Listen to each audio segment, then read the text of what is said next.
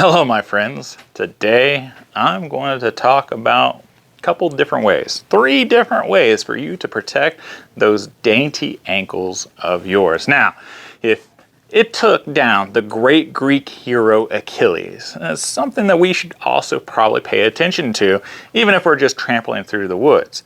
You know, here in eastern woodlands, and I'm living here in Ohio. I'm only familiar with Ohio and the eastern part of the United States for the most part when it comes to outdoor adventure.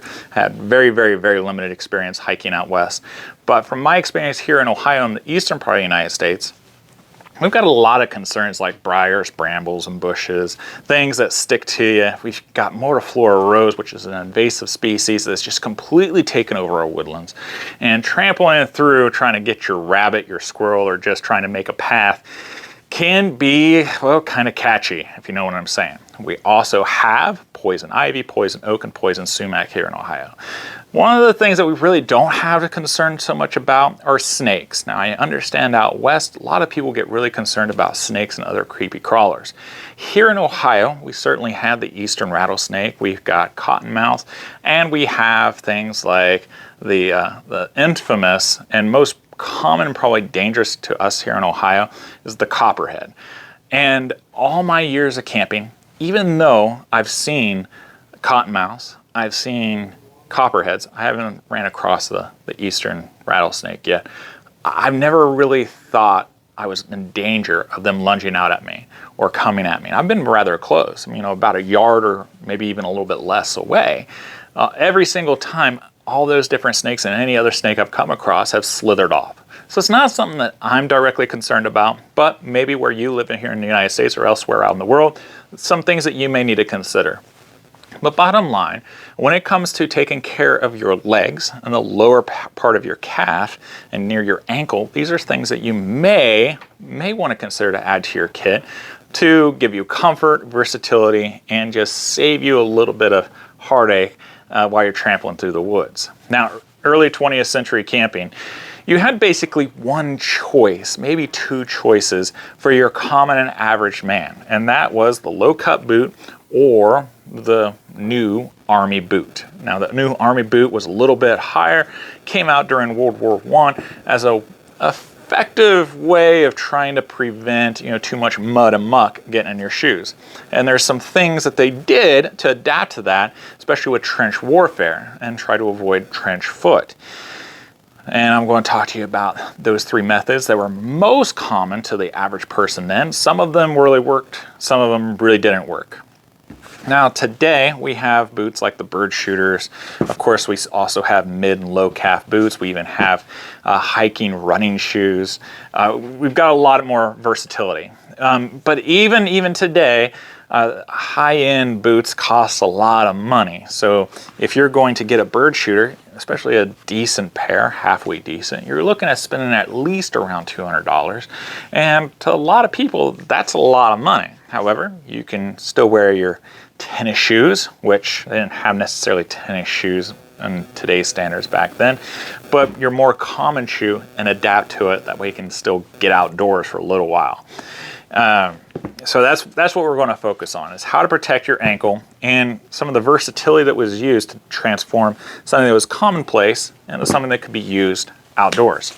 Now, the first thing that was used really was the gaiter, the canvas gaiter. Now, these things are pretty basic. They look really sharp, especially on a parade field, but in general, they have some drawbacks.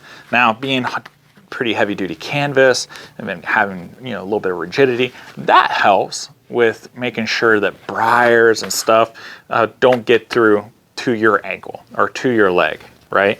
And it's also really easy to put on and put off. Pretty basic. Now, the problem with the gaiters is that there's a lot of gap in between the gaiter and the shoe, and it also can kind of slide up and down. So that's a drawback. Now, that gap was eliminated with this fancy piece of gear here. This is a leather anklet. Now, this was a gift from one of my viewers, and I thank you so much for giving this to me. It was a gift along with a Scoutmaster shirt, or I'm sorry, a Scoutmaster's jacket from the 1920s. And this, as far as I can tell, was never really used. This one and its brother. So it is a flat piece of leather, and what you do is you have your shoe. What I suggest is that you tie your shoe into a square knot, like so, and then through the eyelets, you feed the string, the right with the right, the left with the left. Once you feed it through, you wrap the leather around your leg and using the buckle closures, seal around your leg. Now, when I first got these, I thought this was actually supposed to be used in conjunction with breeches, and I'll explain why here in a moment. But then Sarge Vining and I found another resource online that confirmed that that is not how you'd use it. It's more or less basically trying to make this into a bird shooter. So once you tie your square knot and you apply your anklet, this is where you would go ahead and tie your bow. Now, there is a little bit of playing around that you've got to do to figure out how best to apply this to your shoe. More comfortable, looser, tighter, things like that. You can tie a couple more knots above your square knot if you need it to raise above your shoe just a little bit to give a little more space before you tie your bow. You can also adjust this here on the buckles to make it wider or narrower. Now, I tramped around the woods with this pair and it worked quite well once I was able to dial it in. And like I said, if you put that side by side with a bird shooter, you've adapted it to its effective needs. Now, there's a little bit of a gap that's between the shoe and the anklet itself. But all in all, it stays pretty daggone close to it. You may still end up with a couple seeds or sand inside your shoe, but when it comes to protecting your ankles and that lower calf from the briars and brambles, it works out amazingly well, okay? So that is a pretty neat adaptation. Now, the reason why I thought that this was supposed to be used with the breeches is because, first of all, it was in a scouting collection, right? And the scouts in the early 20th century used what's called breeches. And as we see here, there's laces. I thought that once you tie it down here, you use the anklet to attach to that. But that off-shifted the anklet quite a bit, and there is a unique shape to the anklet, so that didn't make sense. It didn't add up. Now, the third choice, the third one that I prefer over the other two, that honestly was most common during World War I, and even after World War I, outdoorsmen and hunters and campers, they use was called the puttees. Now, at the end of the video, I'll put a link. You can also look in the description box to the video of me describing the puttees, but it's pretty basic. I show you how to put it on and everything. But it's a 9-foot bolt of cloth, about 5 inches wide. All right, and you wrap this around your leg like a bandage. Now, what this does for you is it can keep stuff out of your boot because you put it fairly low, right? Keep stuff out of your boot. It's also very flexible, and since it's wool, it's very warm, especially during the warmer months. Or I'm sorry, the cooler months. But even during the warmer months, you don't really notice it that much because wool breathes. So all in all, it's a pretty versatile piece of kit. Now, the drawbacks with it being wool is that the little seeds and briars do like to stick to it, right? So that's the problem with it. They also made these type of puttees out of leather, like pigskin. I actually have an example of pigskin puttee, but those ones slide up and down. They're a little bit more difficult to use. They're still fairly warm, but not quite as warm as the wool. And they're certainly more durable than the wool.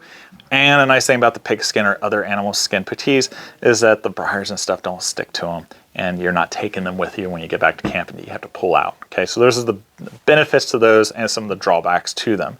The pigskin ones are not quite as flexible or as comfortable as the wool ones.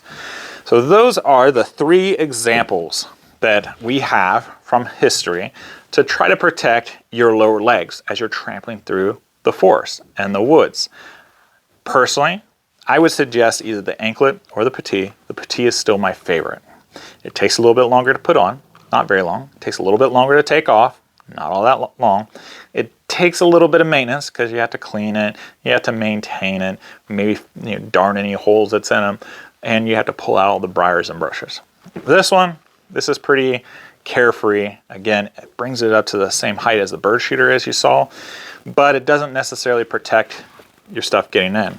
Now, when it comes to footwear, you could also just choose, if you can afford it, or maybe you can find secondhand, some longer boots. Now, here are some thoughts from woodsmen that you may want to consider when choosing your boots. Now, first of all, again, the most common shoe or boot to use in the early 20th century was the low cut or the mid cut boot, the army boot, right? So they're fairly high, like a high top, but not so high as a bird shooter. Every time that you get a little bit higher, the more expensive it is. The bird shooters were still pretty commonplace out in the woods, but they were a little bit more of a premium item. And then you had the ultimate premium item, like the lineman boots. Now, the lineman boots are the ones that look really good on outdoorsmen. They just look really sharp, you know, and they're kind of like synonymous with early 20th century adventure. The problem is, Kephart and many other writers suggest that not to use those because it takes so long to put on, it takes so long to take off, right? They protect your legs very well, right? It offers the most protection out of all the other boots. And for the most part, they're the most versatile.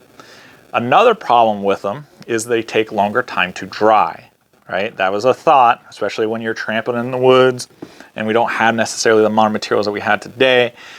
Maybe you're canoeing or something like that. If you get those boots wet, like they are going to be wet for a very long time. And nothing back then, especially, was waterproof. Water resistant, yes, but not waterproof.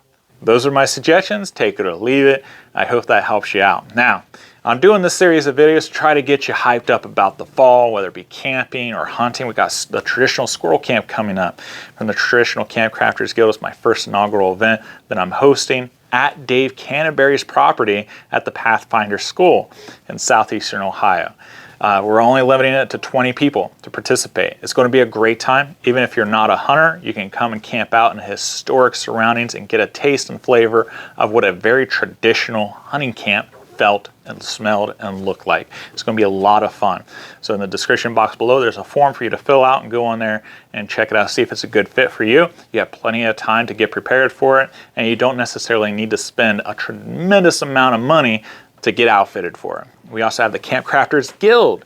So on there, it's an incredible group of people, incredible resources on there to help you navigate traditional camping, and it's a lot of fun. It's very beneficial from, you know, an entertainment perspective, but also from an educational perspective. Recently, we had David Westcott on there, who is literally the author and wrote the book on traditional camping. And it was an incredible opportunity to talk to him, ask him some questions, and get his personal perspective. It's by far, I think, probably the best roundtable that we've had on the Guild. And once you join, you have access to all of the old roundtable discussions, and you're privy to all the new ones that's coming up. So it's a great place for just enthusiasts of camp crafting. You can try it out for 5 free days. See if it's a good fit for you. If it's not a good fit for you, no harm, no foul, you know, but at least you tried it out, and hopefully we get to see you around our campfire, so to speak. So if you'd like to join that out, if you'd like to join, check out www.honorableoutfitters.com/join the guild. And lastly, we got a monthly newsletter to help you out.